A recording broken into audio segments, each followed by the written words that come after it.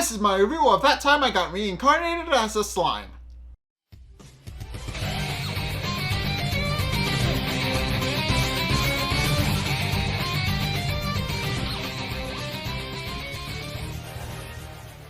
Okay, so this is the season 2 finale, and it mostly wraps up everything that it's set up, but it does open up a couple of plot threads going forward to actually kind of continue the story into season 3, whenever the hell that happens. And there are a couple of interesting things that do happen in this episode, so I will be covering them one by one. So first and foremost, it actually starts with Clayman and Rimuru getting ready to fight and getting ready to face off. And Raphael immediately picks up by scanning Clayman that he's actually planning to run like hell and hide, and plans to flee. Rimuru quickly realizes this and realizes he needs to actually find a counter strategy to actually keep Clayman from running and escaping his punishment. Then proceeds to go into a fighting stance and gets ready to intercept whatever Clayman has going. It even tells Clayman first and foremost that he's actually not going to be able to escape. But Clayman doesn't really hide the fact that he's trying to, and even throws out a massive attack that is supposed to that he's banking on Rimuru dodging so that it will explode and give him the cover he needs to actually escape for what he's done. But Rimuru instead just uses Beelzebub to eat it. Which throws Clayman for a loop because he wasn't expecting Rimuru to absorb his attack. Quite literally in this case. And Rimuru just reiterates that Clayman isn't going to escape, and then proceeds to create a barrier around them to actually keep Clayman corralled in so that he can't actually escape from them. And which Guy Crimson does note to be his own skill, and does point out that now that since Rimuru has since figured out how to do it, he's actually kind of impressed. At which point, and it's at this point once Clayman is corralled inside a barrier and isn't able to escape. Rimuru then points out that he will actually give Clayman 2 options. Clayman can reveal the person who he's been working for, at which point he will be given a painless death. Or Rimuru could just beat the shit out of him and beat Clayman within an inch of his life before executing him publicly in front of everybody. But Clayman declares that he's actually a death man, and that even if Rimuru does kill him, he'll only just escape and continue going onward. But Rimuru actually intercepts him and starts punching him and beating the shit out of him. And eventually Clayman is just kind of left a bloody mess on the floor, and Rimuru then proceeds to point out that Clayman actually isn't going to be able to escape, since obviously he's going to fully execute him, and that regardless of whether he's a deathman or not is completely irrelevant, and that he's going to die regardless. So and so at this point where Clayman realizes that Rimuru really is going to kill him, and proceeds to start panicking since he knows full well that something is going to happen. But eventually Clayman does indeed unveil his ultimate attack, so that in an effort to try and destroy Rimuru, but Rimuru merely eats it again. And then declares that he's going to actually execute Clayman, and then asks anybody if they have any objections, and nobody turns him down. So he proceeds to use Beelzebub to eat him to kind of extend his punishment a little bit, and use the extended time that he's been given to kind of reflect on everything he's done and hopefully atone for it in the next life. At which point Rimuru uses Beelzebub, and Clayman points out that he doesn't want to die, and also starts calling out the names of his friends and Kazlim himself while he's actually about to die, and is completely subsumed by Rimuru and killed. And because of how the skill Rimuru uses, Clayman isn't able to actually escape. So Clayman just kind of dies definitively. He's never coming back, which is kind of a shame because he was kind of actually kind of a cool villain, and I'm not entirely sure where the series is going to go without him. But yeah, it's a little bit sad that he's gone now. But there are a couple of other villains that the series has set up, so we'll probably see more people who are affiliated with him in the near future. But in any case, with Clayman dead, and Rimuru having undone the barrier. Guy Crimson then officially declares Rimuru to be a demon lord and that he's formally allowed to join the group now. And Rimuru is kind of happy that he's able to formally become a demon lord. And Rimuru even congratulates Rimuru on his promotion to a true demon lord, but then asks Rimuru if he actually wants to be her subordinate, which he declines, and she becomes annoyed at him, and it's just a really funny scene that is just exasperated by Rimuru and also Milim just kind of being very tongue-in-cheek and teasing each other. With Milim actually teasing her that she's actually his bestie, and that Rimuru has no chance of actually being part of that group. Which with Rimuru just becoming annoyed, and Milim just kind of pulling Rimuru into a hug as she kind of squirms around a bit. But with that, Roy Valentine declares that he's actually very happy that Rimuru becomes a demon lord, and that truly he's going to be a worthy addition to the group. But then Veldora just kind of shows up and gets very in his face, and even points out and even tells the maid that her subordinate has a very loose tongue, and that he should really learn to watch it. At which point it's kind of revealed that the woman who's actually been accompanying, we have established this, but it's revealed that she actually is indeed a demon lord and actually was hiding in disguise, and Milim doesn't deny this. She even tells Veldora to keep his mouth shut because obviously she's traveling in disguise, so she's not recognized as a demon lord, and which annoys Rimuru just a little bit because Milim literally just told a very well-kept secret in front of everybody, and Milim tries to play it off as her just not knowing any better. So it's kind of she tries to play innocent by whistling, but it's really funny. At which point, Luminous Valentine finally formally introduces herself to the rest of the group, pointing out that since Veldora has actually declared her true identity in front of everybody, she realizes she might as well get it over with and just tell everybody that she's actually the demon lord behind the church, the Western Holy Church, and it's implied that she's actually the god that the church actually worships, since her name is Luminous, and the god of the Holy Church if the Western Holy Church is also named Luminous. It's implied that she's worshipped like a goddess over at the church. So yeah, that's a little bit interesting, and I'm curious to see if the story is actually going to pull on that thread when it gets to it. So in any case, with that, she then tells Roy to actually go back and go investigate the church, since she knows that somebody has been trying to sneak in, and wonders if Clayman is actually involved in any of that at any point. And Roy does indeed decide to go back, pointing out that there is indeed no point in actually keeping the secret anymore, since obviously Veldora and to a lesser extent Milim just told everybody that she was indeed the demon lord behind Roy Valentine and was indeed his backer. So yeah, there's no real reason to keep that secret anymore. So with that, he just leaves and goes back to the Western Holy Church to figure out who's actually poking their head around in there as well. And we actually do know it's Laplace, because Laplace is the only one poking around in there. But in any case, with that, Rimuru then proceeds to kind of discuss what Clayman is and who he was talking about with Kazarim. And Kazarim actually does point, and as they then proceed to get into a discussion about Kazarim, about how Kazarim, much like Clayman, was a death man, which basically means that even if their body is killed, they don't die. So they're basically, as long as their soul is alive, they're basically immortal. They can just hop from body to body whenever they want. And we already know that Kazarim has done this because they're currently residing in Kagali's body and have actually taken the form of Kagali. So we know they've already done this. We know they've already resurrected themselves and have actually done this. But after exchanging all of that, Rimuru realizes that he will actually need to be diligent, since obviously Kazarim and whoever was Clayman's backer is most likely still around and are most likely going to cause problems for him in the very near future. So he points out that he'll need to be vigilant until something happens, but Milim merely responds to that by punching him in the back of the head and pointing out that he's a lot stronger than he was now and that he should be no problem against Kazalim.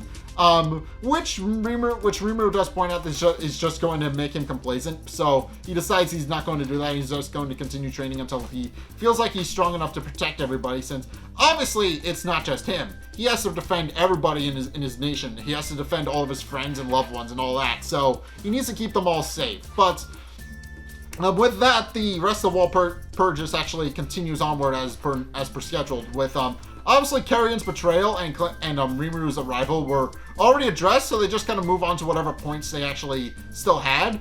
At which point Frey gets up and says that she's actually standing down as a demon lord and is actually going to be serving under Milim, much to Milim's confusion. So Milim doesn't have any idea why Frey was doing this, but as Frey goes on to explain, she doesn't feel like she's strong enough to be a demon lord. Having watched the fight against Clayman, who I mentioned she brings up several times as a kind of an indicator of how strong she is, and that's not like an accident. That's an actual thing in the series going forward. According to Clayman's wiki article. Apparently, after Clayman's death, he stops being an active threat in the story, and instead goes on to become a unit of measurement to measure how strong somebody is in the series at any one given point. So yeah, that's Clayman's legacy, unfortunately, which is unfortunate because he's voiced by Takehito Koyasu, who voices some of the best villains of any side of any anime. He's great. You probably know him as Dio, but he's also played Clayman. He's played a couple of people. So yeah, I think his character kind of deserves a little bit better, but whatever. In any case, with that, Frey actually does decide to actually stand down and become Milim's subordinate, but which Milim is a little confused about, since obviously Milim doesn't keep subordinates. She has the Dragon Faithful, but they followed her willingly. And chose to worship her out of their own goodness. And Milim doesn't actually keep subordinates. They just kind of did that on their own. So Milim is a little bit confused as to how that's actually going to work. But it's at this point where Carrion also declares that he's going to be stepping down and becoming Milim's subordinate. Since obviously, and for a much more important reason, which is that Milim kind of fucked up his entire society. And obviously, she needs to take care of him and take him and her trainees in until they can actually build up all of their stuff again. So Milim is kind of annoyed and a little bit upset and doesn't really want to take responsibility for any of that. Pointing out that obviously that it was Clayman who was mind controlling her, but Carrion points out that that's not going to work as an excuse, since she literally just declared 5 seconds ago that Clayman was indeed not controlling her. So. Yeah, eventually Milim just kind of has a bit of a nervous breakdown, as it were, and decides that everybody can just do whatever they want, and she doesn't really care. But with that, now that their members are down to 8, Rimuru realizes that they're no longer the 10 great demon lords anymore. So obviously they need to come up with a new name. And Dino just voices his annoyance at that, pointing out that it took them several meetings to actually come up with a great name last time. Obviously he's hoping it won't be as much of a hassle this time around. And Rimuru is just a little concerned by that, pointing out that obviously Walpurgis is this big meeting between very important people, the most powerful people in the entire series, the demon lords, the most powerful characters in the entire series, and they just show up to have a basic naming convention for their organization. So yeah, as Remo puts it, clearly they have nothing better to do. But in any case, eventually it's Veldora who decides to chime in, pointing out that Remo is actually great at naming things. So obviously he would be more than capable of actually picking a new name for the Demon Lord organization. And Shion, Ranga, and Ramris all chime in, pointing out that he is actually perfect for the job. Although Rimuru is kind of a little annoyed at them and a little frantic that they put them on the spot like that. And Guy Crimson even then formally offers Rimuru a chance to actually name their organization, which Rimuru initially turns down up until Guy Crimson chops the table in half. And then walks up to Rimuru and tells Rimuru, and just kind of guilt trips Rimuru into doing it, pointing out that that it is a very big honor for Rimuru to actually do, especially since he's the new guy.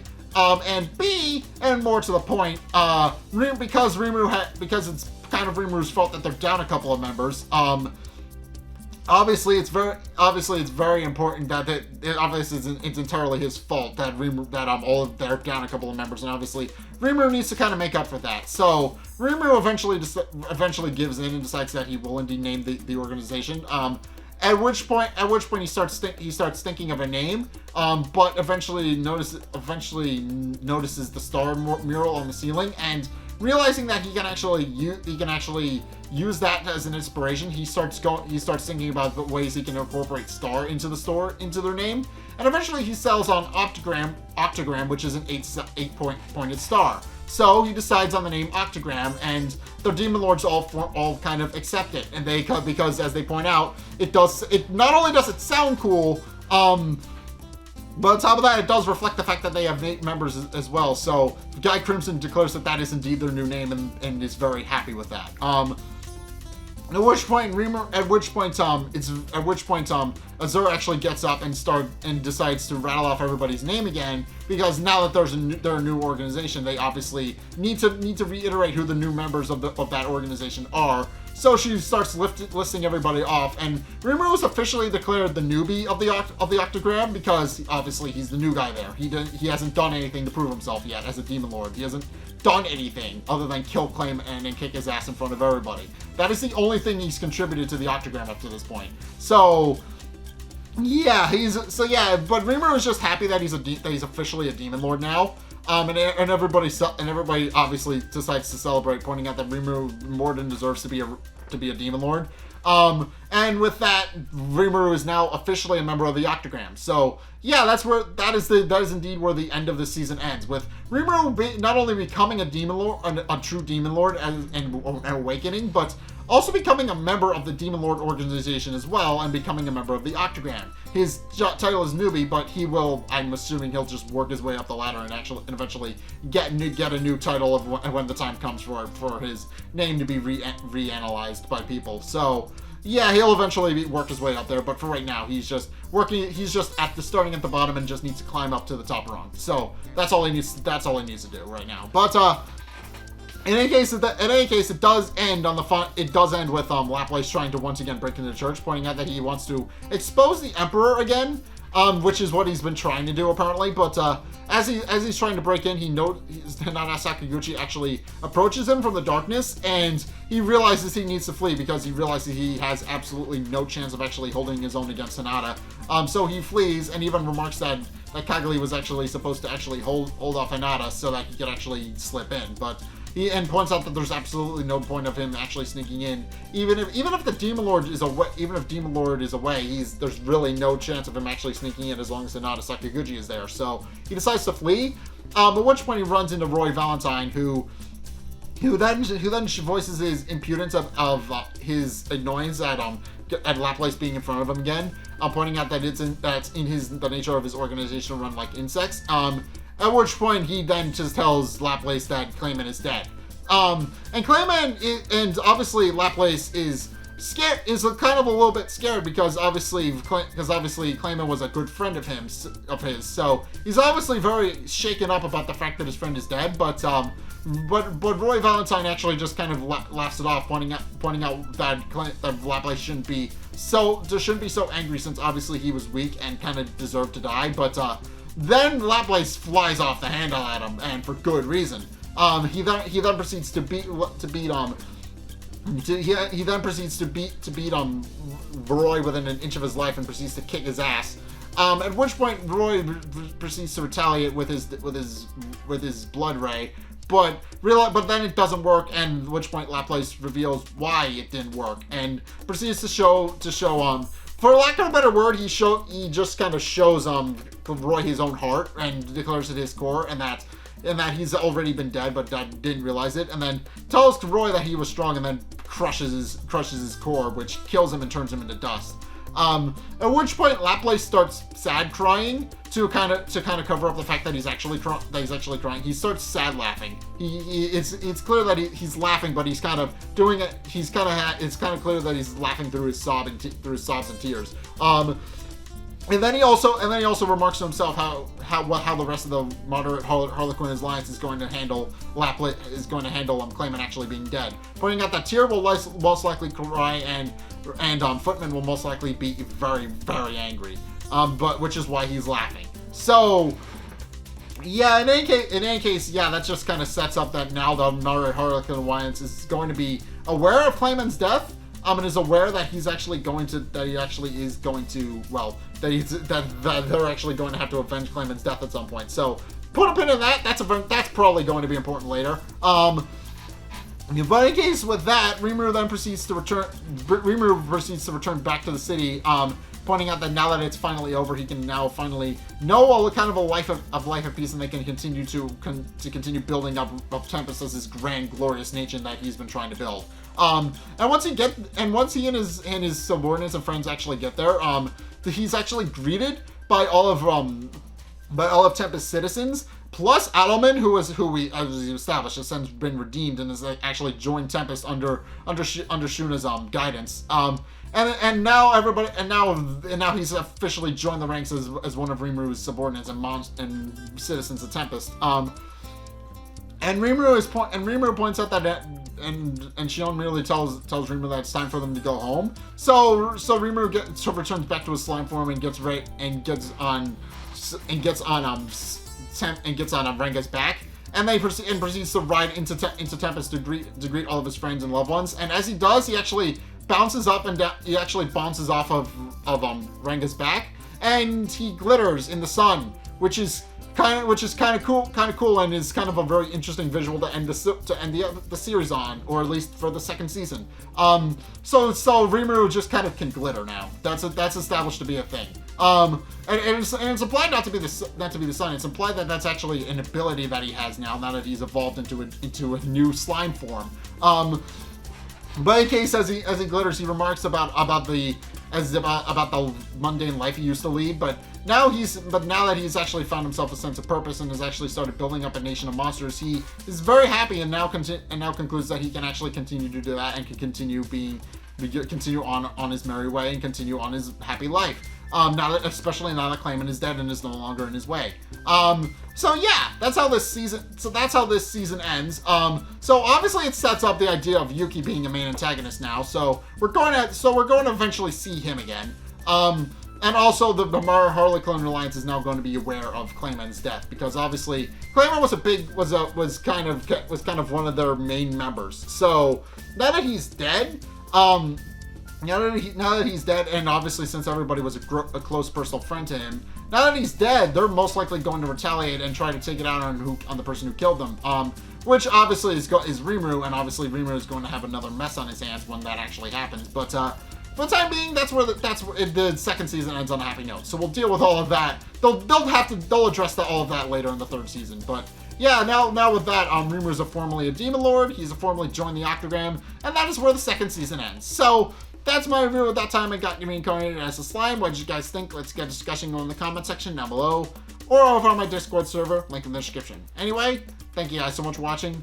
If you enjoyed, be sure to like, comment, and subscribe. Also, be sure to follow me on Twitter in the description below.